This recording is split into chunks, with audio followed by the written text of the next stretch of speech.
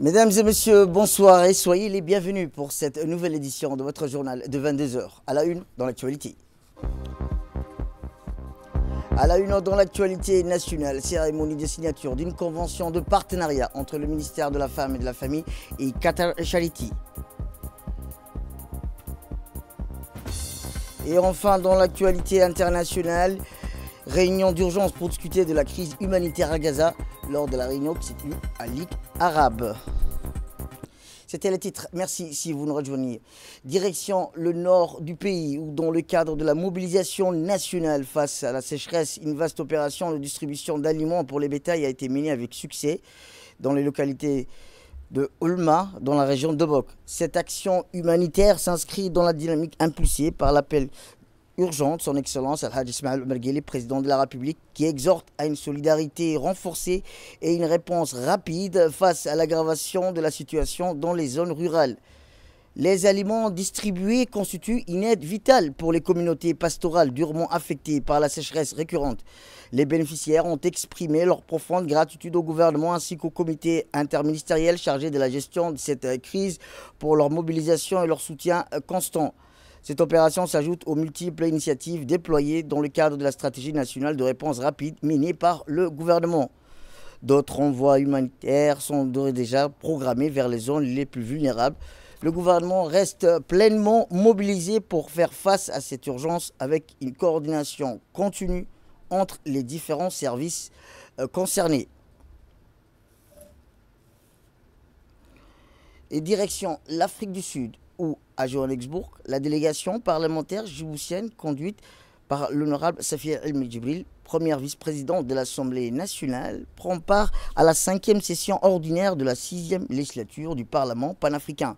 La délégation parlementaire de Djibouti, membre du Parlement panafricain, est composée de l'honorable Safia El-Medjibril, de l'honorable Hallo Mohamed Ibrahim, de l'honorable Mahmoud Mustafa Daher, de l'honorable Abdallah Barkhad et l'honorable Hussein Mohamed Ali. Cette 5e session ordinaire du Parlement panafricain se tient sous le thème de l'Union africaine de l'année 2025, à justice pour les Africains et les personnes d'ascendance africaine par les réparations. Le Parlement panafricain ouvre donc sa session ordinaire avec des appels audacieux à la justice réparatrice et l'unité en Afrique. Cependant, l'agenda de la session présentait plusieurs événements comprenant des travaux de séances plénières, des réunions de commissions permanentes, ainsi que des discussions, des débats sur des sujets d'intérêt commun pour les pays africains.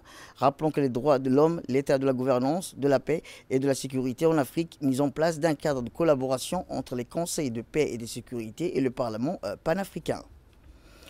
Dans notre magazine de ce soir, en quelques années, Djibouti est parvenu à acquérir une autorité internationale. Le pays bénéficie d'un positionnement stratégique essentiel dans la Corne de l'Afrique.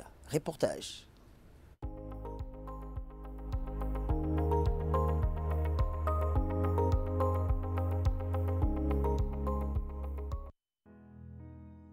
Depuis son ascension à la présidence de Djibouti en 1999, le président Ismaël Omar Guelleh a marqué son mandat par une approche diplomatique, dynamique et stratégique, façonnant ainsi l'image de Djibouti sur la scène internationale. Son leadership a permis à notre pays de jouer un rôle important dans les affaires régionales et internationales. Ses réalisations diplomatiques sont notables et témoignent de son habileté à naviguer dans un environnement international complexe. Sous la présidence de Guelleh, Djibouti a renforcé ses relations avec plusieurs puissances majeures, la France bien sûr, mais également les États-Unis et la Chine. Djibouti est devenu ainsi un partenaire stratégique clé en raison de sa position géographique stratégique à l'entrée de la mer Rouge et à proximité du golfe d'Aden. Les relations avec les États-Unis ont été marquées par la présence de la base militaire américaine du camp Lémonier, un point névralgique pour les opérations contre le terrorisme. Sa diplomatie tournée vers la paix et la sécurité a permis à d'autres puissances mondiales comme la Chine, le Japon, l'Italie ou l'Allemagne de s'installer à Djibouti. En tant que pays stratégique dans la lutte contre le terrorisme, Djibouti a souscrit aux initiatives internationales visant à contrer l'extrémisme. Le président de la République a soutenu les efforts de la communauté internationale pour lutter contre le terrorisme et a collaboré étroitement avec les organisations de sécurité régionales et internationales pour renforcer la stabilité régionale. Ismaël Omar Guelleh a également cherché à accroître l'influence de Djibouti au sein des organisations internationales. Le pays a joué un rôle actif dans l'Union africaine et la Ligue arabe, cherchant à promouvoir les intérêts de la Corne de l'Afrique et à soutenir les initiatives de développement et de sécurité à l'échelle continentale. Au niveau de la sous-région, le président Guelleh a eu un impact significatif sur l'autorité intergouvernementale sur le développement grâce à son leadership et à son engagement envers la stabilité et le développement de la Corne de l'Afrique. En utilisant l'IGAD comme une plateforme pour la médiation des conflits, le développement régional et la réponse aux crises humanitaires, Guelleh a renforcé le rôle de Djibouti au sein de l'organisation et a contribué à la promotion des objectifs régionaux. Sous sa présidence, l'IGAD a été marquée par des efforts constants pour améliorer la coopération régionale et pour faire face aux défis complexes de la région. Sur le plan de développement des partenariats économiques, le numéro 1 djiboutien a activement cherché à attirer des investissements étrangers pour stimuler l'économie de Djibouti. L'un des exemples les plus marquants est la signature d'accords de coopération avec la Chine pour le développement d'infrastructures majeures, comme le port de Toralé et le chemin de fer de Djibouti, Éthiopie. Ces réalisations ont non seulement amélioré les infrastructures de Djibouti, mais ont aussi renforcé son rôle en tant que hub commercial régional. Le président Guelleh a toujours été un fervent défenseur de l'intégration régionale et a soutenu des initiatives visant à renforcer la coopération entre les pays de la Corne de l'Afrique. Il a œuvré pour une meilleure coordination entre les nations voisines afin de faire face aux défis communs, notamment la piraterie dans le golfe d'Aden et les questions de sécurité transfrontalière. Le président djiboutien a joué un rôle de médiateur de premier plan dans plusieurs conflits régionaux. Notamment, il a facilité le dialogue entre le gouvernement somalien et les différentes factions somaliennes, contribuant ainsi à la recherche de solutions politiques pour une région en crise. Djibouti a souvent servi de plateforme pour les négociations de paix et les pourparlers de réconciliation dans la Corne de l'Afrique. Un autre exemple, celui du Soudan du Sud ou encore intersoudanais. En somme, les réalisations diplomatiques du président Guelleh illustrent son rôle clé dans la gestion des relations internationales de Djibouti par ses efforts pour renforcer les partenariats stratégiques, attirer des investissements étrangers, faciliter la médiation dans les conflits régionaux, promouvoir la coopération régionale, lutter contre le terrorisme et accroître l'influence du pays au sein des organisations internationales. Le chef de l'État a contribué à solidifier la position de Djibouti comme un acteur important sur la scène mondiale. Ces accomplissements témoignent de sa capacité à utiliser la diplomatie comme un outil puissant pour promouvoir les intérêts de notre pays et favoriser la stabilité régionale. Et je vous le disais dans le titre, la salle de réunion du ministère de la Femme et de la Famille a abrité aujourd'hui la cérémonie de signature d'une convention de partenariat entre Mme Choukri Hussein Jibah, secrétaire générale par intérim, et la directrice générale du bureau Qatar Charity. La cérémonie s'est déroulée en présence de Mme Mouna Ousmane Aden, ministre de la Femme et de la Famille, ainsi que Mohamed Ali Dirham, chargé d'affaires de l'ambassade du Qatar à Djibouti. Qatar Charity est une organisation non gouvernementale internationale fondée en 1992, œuvrant dans le domaine de l'aide humanitaire et du développement. Ce partenariat marque une étape importante dans le renforcement de la coopération entre les deux institutions, notamment en matière d'autonomisation et d'intégration socio-économique des femmes. À l'issue de la signature, les deux parties ont exprimé leur satisfaction quant à cet accord qui permettra d'intensifier les efforts communs pour améliorer les conditions de vie des femmes et familles vulnérables de Djibouti. Dans le même cadre, un acte remise officiel de dons a été signé. Ces dons est constitué de divers équipements destinés à soutenir l'autonomisation économique, à savoir 15 véhicules Bajaj, 15 motos de transport, 65 machines à coudre électriques, 25 moulins à grains et 380 ensembles de matériel de cuisine extensible. Eh bien, la directrice de Qatar Charity a indiqué que cette signature, protocole plutôt d'accord entre Qatar Charity et le ministère de la Femme, de la Famille s'inscrit dans le cadre de la volonté commune de renforcer la coopération bilatérale et d'élargir les perspectives d'action sociale, humanitaire et de développement, avec pour objectif ultime de contribuer à un développement durable au service des groupes les plus vulnérables de notre société. À travers ce protocole, nous aspirons à indiquer, initier et à mettre en œuvre une série de projets d'autonomisation économique, en particulier au profit des femmes, des jeunes filles et des familles à revenus modestes. Il s'agit là d'offrir des moyens concrets pour améliorer leurs conditions de vie et accéder à l'indépendance financière. Concrètement, ce projet inclut la mise à disposition d'outils de production tels que des tricycles pour le transport des marchandises, des tuk-tuk pour le transport des passagers, des machines à coudre, des moulins de grains, ainsi que des ustensiles de cuisine essentiels. Dans ce contexte, je tiens à exprimer ma profonde gratitude et ma haute considération à l'État du Qatar, en particulier à son Altesse l'émir Cheikh Tamim bin Hamad Al Thani, ainsi qu'au peuple qatari tout entier, pour leur soutien indéfectible et leur générosité. Je remercie également nos bienfaiteurs, quelles que soient les institutions en particulier, pour la confiance qu'ils nous témoignent. Je tiens également à saluer la coopération étroite avec le gouvernement de la République de Djibouti, représenté par son Excellence le Président de la République, Al-Hajj Ismaël Margueli. Cette coopération constructive représente une pierre angulaire dans la réalisation d'un objectif commun, a-t-elle conclu. Écoutons à présent la ministre de la Femme et de la Famille. Permettez-moi également à mon tour de remercier Qatar Charity dans son ensemble, que ce soit le bureau Djibouti, mais également le bureau mère au niveau de Qatar et l'ensemble des bienfaiseurs qui participent à l'appui de Qatar Charity. La relation entre Qatar Charity et le ministère de la Femme et de la Famille ne date pas d'hier. C'est une relation qui est quand même longue et que Qatar Charity participe aux différents objectifs du ministère, notamment dans le développement et l'autonomisation des femmes et des jeunes filles. Et aujourd'hui, nous avons l'occasion de signer cette convention de partenariat entre nous, surtout pour continuer l'accompagnement et l'appui que Qatar Charity fait au niveau de notre département. La relation entre les deux pays frères, Qatar et Djibouti, est une relation également qui a une importance capitale, notamment dans le développement et l'encadrement des différents objectifs et stratégies mis en place à Djibouti. Donc pour nous, c'est toujours une fierté de travailler ensemble en tant que partenaires et surtout trouver les meilleures pistes de collaboration pour que nous puissions renforcer cette connexion entre les deux pays amis. Donc je me permets à travers ces quelques mots de remercier les donateurs qui participent à cette activité. Et nous allons également continuer à collaborer davantage, surtout vous faire participer aux différentes actions et stratégies du ministère de la Femme et de la Famille dans le cadre de la protection de la femme et de l'autonomisation de la femme et de la jeune fille, Inch'Allah. Eh bien, vous étiez en train d'écouter la ministre de la Femme et de la Famille, Mme Mouna Osman Aden, lors de la cérémonie de signature de convention de partenariat entre le ministère de la Femme et de la Famille et Qatar Charity.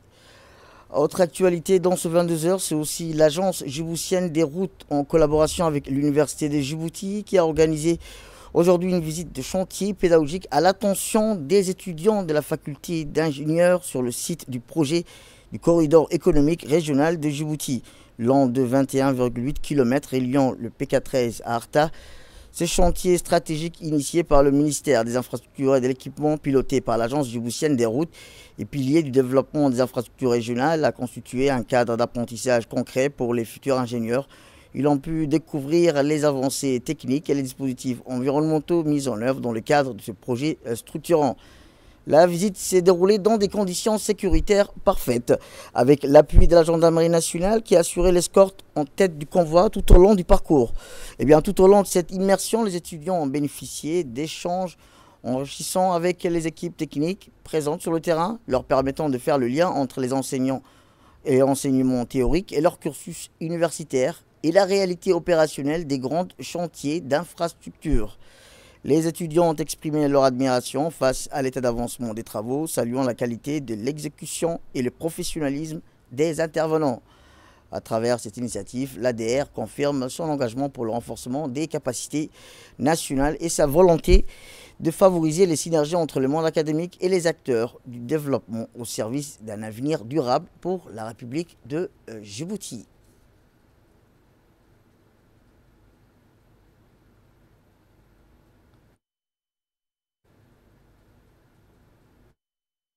Eh bien, tout au long de cette immersion, les étudiants ont bénéficié d'enrichissements et d'échanges enrichissants avec les équipes techniques. Écoutons à présent un étudiant de la faculté d'ingénierie après la visite du chantier du projet de corridor économique régional de Djibouti. Je voudrais remercier l'ADR de nous avoir fourni l'opportunité de voir ce qu'on a fait en cours sur terrain. Et j'ai découvert la technicité et l'importance de ce projet à notre pays et pourquoi la qualité est si importante. J'ai eu l'opportunité de réaliser 6 mois de stage chez Erza Construction, ce qui m'a permis de renforcer mes compétences sur le terrain et de mieux comprendre les exigences de ce métier. J'ai été particulièrement marqué par la dimension sociale de ces chantiers. C'est rassurant de voir qu'un projet de cette envergure prend en compte les formations, les sensibilisations et le bien-être des habitants des environs. Je remercie sincèrement l'Université de Djibouti ainsi que l'ADER de nous avoir offert cette opportunité précieuse, nous permettant d'évoluer et de nous préparer pour le monde professionnel avec confiance. Eh bien, le responsable de l'ADER ainsi qu'un cadre de l'ADER a confirmé son engagement pour le renforcement des capacités nationales. Écoutons-le. Aujourd'hui, nous avons ici les étudiants de la faculté d'ingénieur en 5e année, en fin de cursus de l'Université de Djibouti. On les a accueillis sur notre projet afin de pouvoir leur montrer les défis techniques et conceptuels que nous faisons face au sein de ces projets. C'était une façon d'allier la théorie à la pratique pour ces étudiants. Ils ont pu découvrir le tracé de ces projets. Nous avons pu leur faire découvrir les différentes composantes de ces projets, les défis techniques, et les solutions techniques qui ont été envisagées et les améliorations que ces projets vont pouvoir apporter sur le réseau de Djibouti. Et c'est un patrimoine routier national sur lequel nous sommes aujourd'hui, la RN1. Donc c'était une façon pour ces étudiants de leur montrer que le pays est en train d'entreprendre des projets de grande envergure et des projets qui sont portés par des Djiboutiens et qui sont exécutés par des Djiboutiens. Et on leur a fait montrer également la composante principale aussi de ces projets qui est la station de paysage, l'endroit auquel nous sommes maintenant. Dans notre second reportage et dans notre second magazine de ce soir, nous vous parlerons de la seconde édition de la chasse au trésor, une aventure palpitante et conviviale à Godoria. Reportage.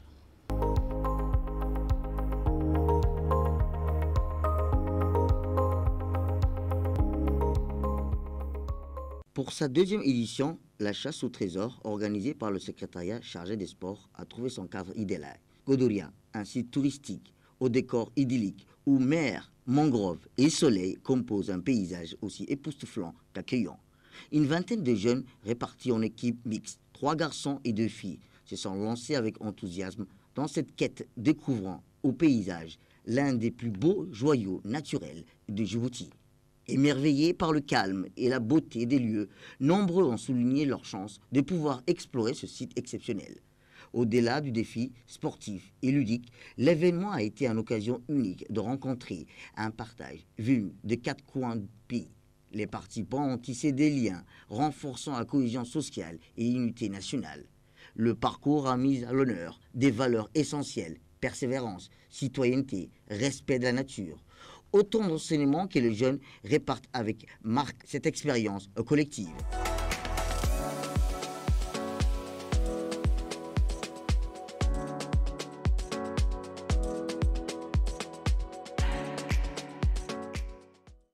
Cette initiative s'inscrit dans une vision plus large, promouvoir l'écotourisme, l'entrepreneuriat des jeunes, tout en valorisant la richesse environnementale de Godoria. Avec ses 8000 hectares de mangroves, la plus vaste de Djibouti, ce labyrinthe de canaux, de paltuviennes, abrite une biodiversité foisonnante, témoin d'une histoire millénaire, comme en atteste la découverte d'une citerne romaine vieille de 2000 ans. Si une équipe s'est distinguée par son intelligence et sa ténacité, tous les participants répartent grandis, tas riches et souvenirs de nouvelles amitiés. Le succès de cette édition est le fruit d'une collaboration efficace entre le secrétariat au sport et le ministère du Commerce et du Tourisme, la Garde-Côte, la Marine nationale et les autorités locales d'Obok. Une belle vitrine pour le potentiel touristique et entrepreneurial de Djibouti qui contribue activement au développement local tout en inspirant la jeune génération.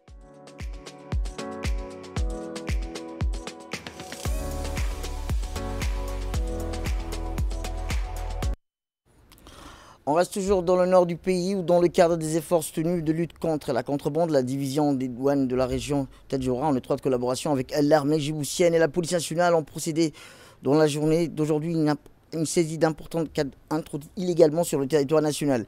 L'opération s'est déroulée en périphérie du secteur de Balho, à la frontière avec l'Éthiopie. Les forces engagées ont intercepté une saisie de 4 dont le poids total a été estimé à plus de 14 000 kg selon les premiers éléments de l'enquête. Cette marchandise illicite était destinée à être acheminée vers la région de Tadjoura et la capitale.